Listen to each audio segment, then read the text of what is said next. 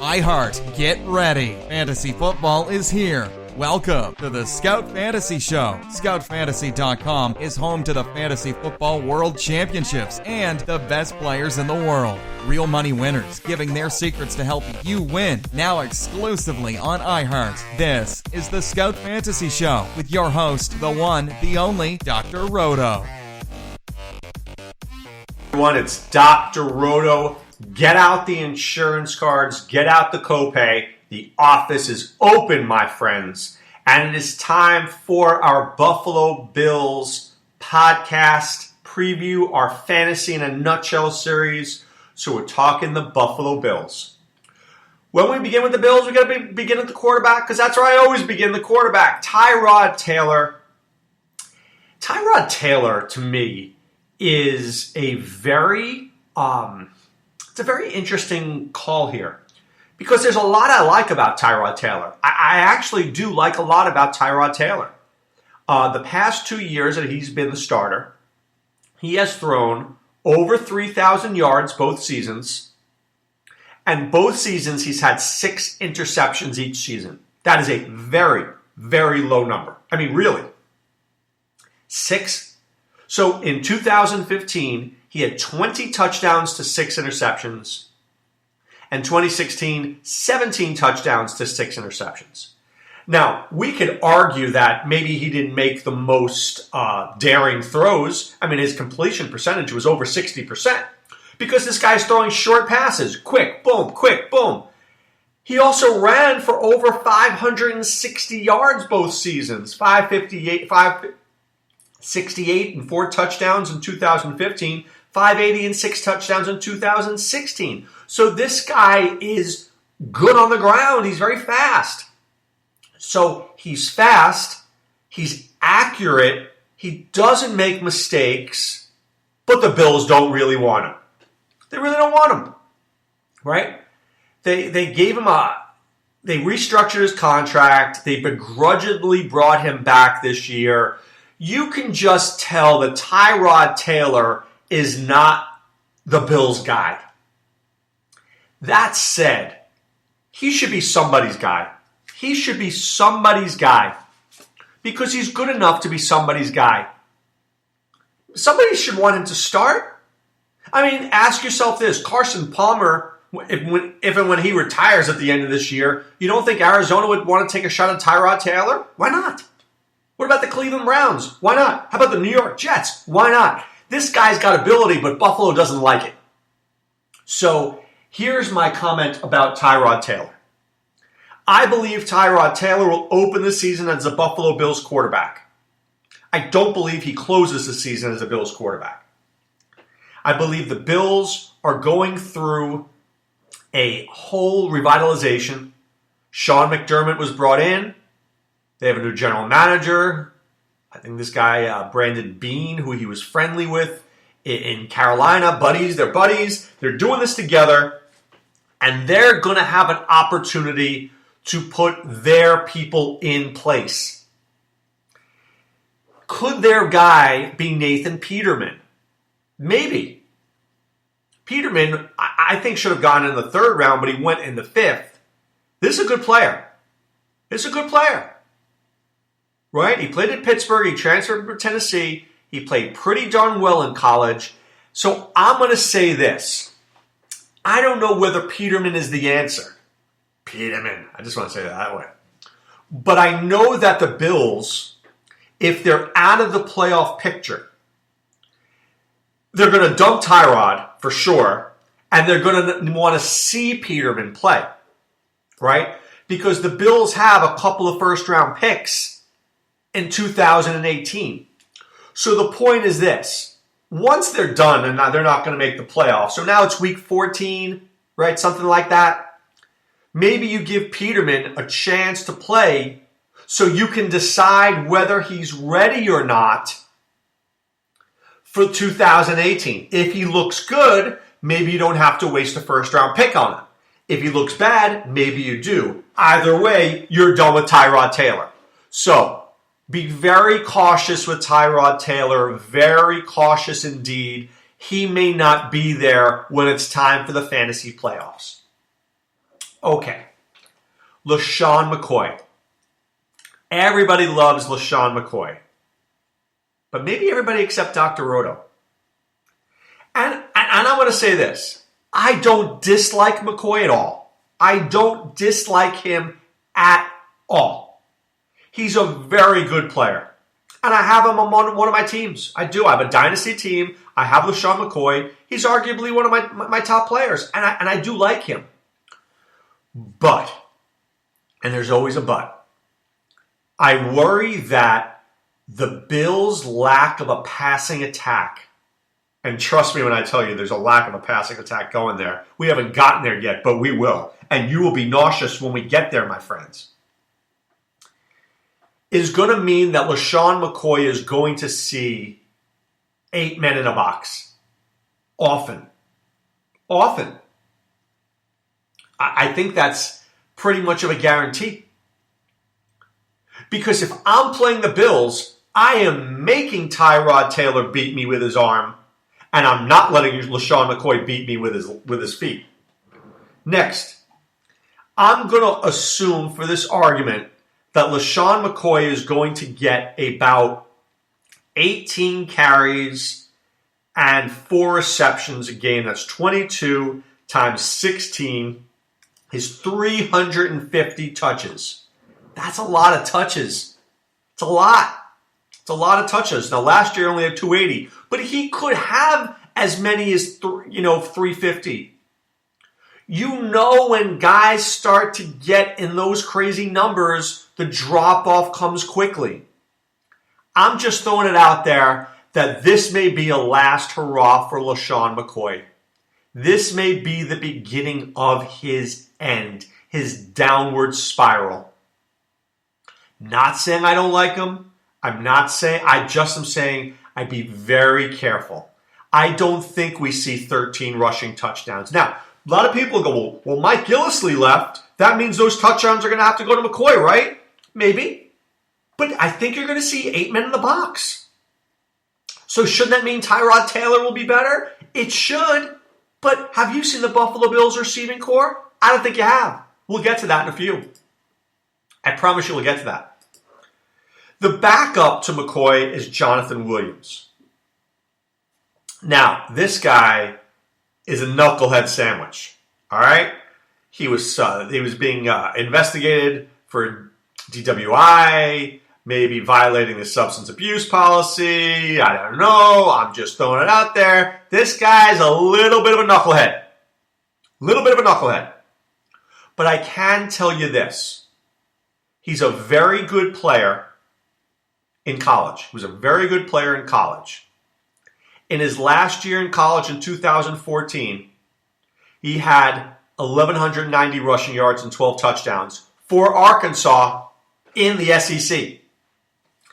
This is a kind of guy who could do a little damage. I'm interested to see what he's capable of. Do I think he'll get more than 100 carries? No, but I think he could get 100 carries. It's possible. I think he could get 100 carries for 400 yards and about 4 touchdowns. I think he's got some worth. And if McCoy should ever get hurt, this guy's very interesting to me. Very interesting is Jonathan Williams. Okay? At wide receiver, it all begins and ends with Sammy Watkins Roto. Okay? So Sammy Watkins Roto is down from where I live, down in Southwest Florida. I've mentioned this on the air a couple of times that his aunt is my bank teller. She's very nice. And we often talk about Sammy, and she just says, all Sammy wants is to be healthy. He just loves to play football, and he feels so badly that he can't play. Now, let me tell you what I know about Sammy Watkins. Sammy Watkins is a really good kid from a good family. If you ever met his aunt, you would just be so impressed. This is one of the nicest ladies I've ever met in my lifetime. I say that easily. In my lifetime, she is just a beautiful person. And I think that Sammy really cares about doing well. I do. I think he really cares about doing well. But I think he's also terribly underpaid And we've read that, right? That he's terribly underpaid, and the Bills haven't picked up his option this year. So they're basically saying, look, we might franchise tag you if you're good. We might give you a contract if you're healthy. But if you're not, we're letting you go. Well, let me tell you this. Sammy Watkins wants to play well and he wants to get a contract. But I'm going to guarantee you something. If he's healthy and plays great, the Bills will franchise him. But is that what Sammy Watkins wants? I'm not so sure. I might argue that Sammy really doesn't want to be in Buffalo and is more of a warm weather kind of guy. Just throwing that out there. Just throwing that out there. That Sammy is a warm weather kind of guy. Because he's down here from Southwest Florida where it's 80 degrees in the winter. Our cold day is 72. We're all wearing jackets at 72. What's Sammy doing in 21 degrees in Buffalo?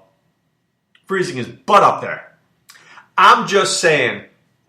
And now, if I had a bad foot, do you think the cold of Buffalo is really helping me? I don't think so. So, I'm not in on Sammy Watkins Roto. I still love him as a player. I still think he has all sorts of potential. And he falls into the category for me of guys who will be great, but maybe not where they are today. So in baseball, this happens a lot. A guy will stink. Like, this guy stinks, but he's got a good background, and he comes from a good place, good minor league player, and then he gets traded, right? And then all of a sudden, wow, this guy's really good. How'd that happen? Well, it happened because he always had the talent. He just wasn't in the right location. Move the location, the play comes around. Maybe if Sammy Watkins Roto needs to get out of Buffalo. Now look, I like wings more than the next guy. And people in Buffalo are very nice people. But outside of the people in the wings, it's a little chilly there. Just throwing it out there. All right, Zay Jones.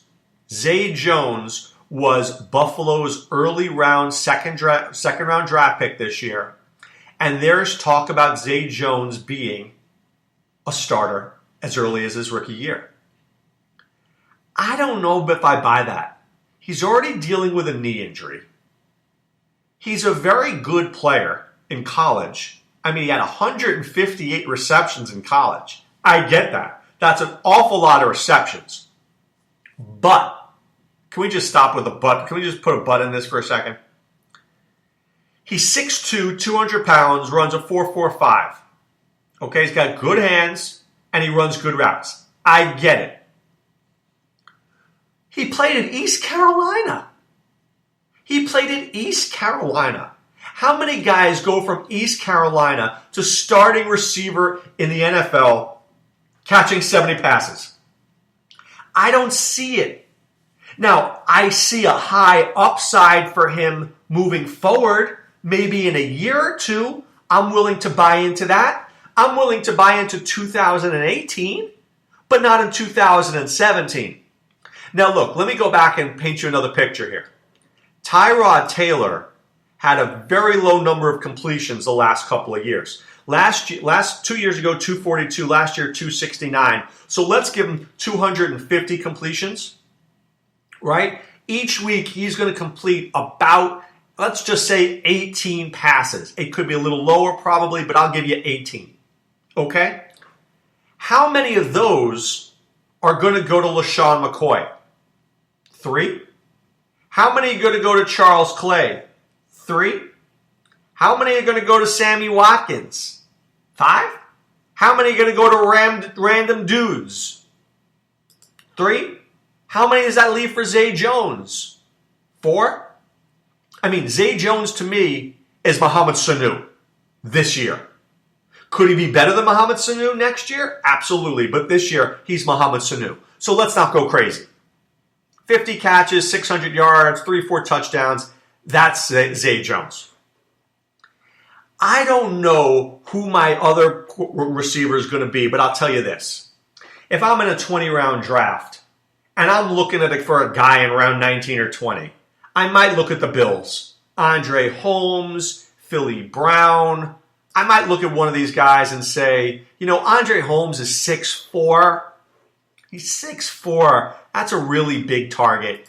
Maybe he can get some red zone targets. Philly Brown knows the offense pretty well from Carolina days. Sean McDermott brought him over. Maybe he's interesting. I think one of those two guys ends up being, fantasy relevant is not even the word. Fantasy not disgusting, maybe is the word. Maybe one of these guys catches a pass. It wouldn't shock me if Andre Holmes had 5 or 6 touchdowns.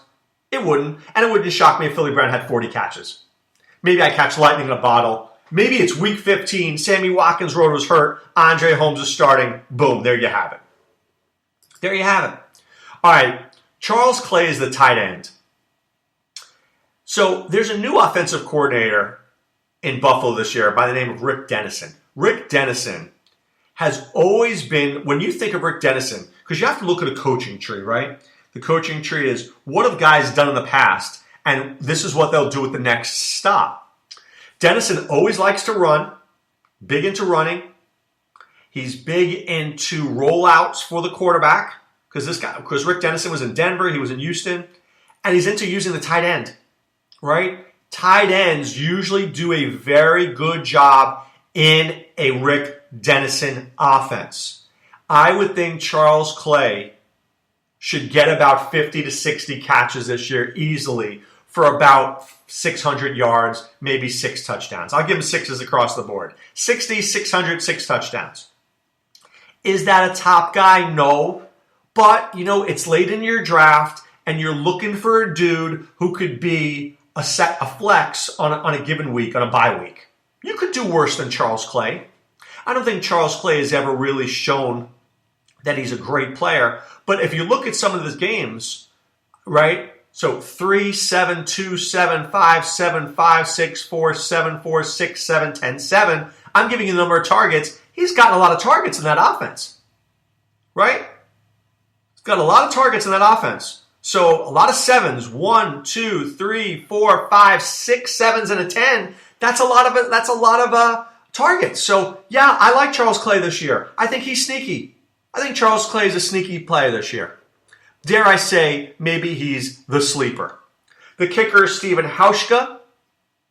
Okay, Stephen Hauschka is the kicker. Seattle decided that they weren't going to bring him back. They went with the Blair Walsh project. And Hauschka is now in Buffalo. Look, Hauschka's good at field goals, but he misses a lot of extra points. In the wind in Buffalo, I'm not loving it. Not loving it. All right, and then the Bills' playoff schedule. Home against Indianapolis. I like it. Home against Miami, not terrible. Away at New England. Yeah. You know that game has blowout written all over it. Always does. Buffalo does not travel well. Doesn't usually travel well. And then in week 13, they have New England too. So New England, Indy, Miami, New England. Not my favorite schedule. This is a pretty rough schedule. If I look at the Bills' whole schedule, they get to Jets week 1. Yay. Then it's Carolina, Denver, Atlanta. Ugh. Cincinnati, bye week. This team could be 2-5 if they're lucky. I'm thinking more like 1-4. Yeah, 1-4. There you go. Instead of 2-3. Excuse me. Then Tampa, Oakland, Jets, Saints, Chargers. That's a good stretch. They could win a few games. And then it's week 12 on. Kansas City, New England, Indianapolis, Miami, New England. That's pretty disgusting. That's pretty hard. So I'm not really liking what's going on there. Just not loving it. But I am liking what's going on at Scout Fantasy. Enter the promo code ROTO, that's ROTO, pay for 1 month, get 2 more months for free. Be part of what we're doing at Scout Fantasy. Be a member of the Scout Army. Get Sean Childs' team outlooks. They are amazing. Get your cheat sheets designed for your league and league settings. Get Adam Ronis' amazing information, whether it's for baseball or football. Use our tools to help you win in fantasy football. Be part of the Scout Revolution. I mean, come on, guys. Also, check out playffwc.com. Go to our draft lobby. Sign up. Pick a league. Draft and Go. Online Championship. Fantasy Football World Championships. Come to Vegas and play me in the Beat Dr. Roto Championship at the Palms Hotel. No place else I want to be in September than in Las Vegas. All right, guys, time now to put away the insurance cards, put away the copay. The office is closed, my friends. Back tomorrow with more Fantasy in a Nutshell. Have a great day. Be well. Take care.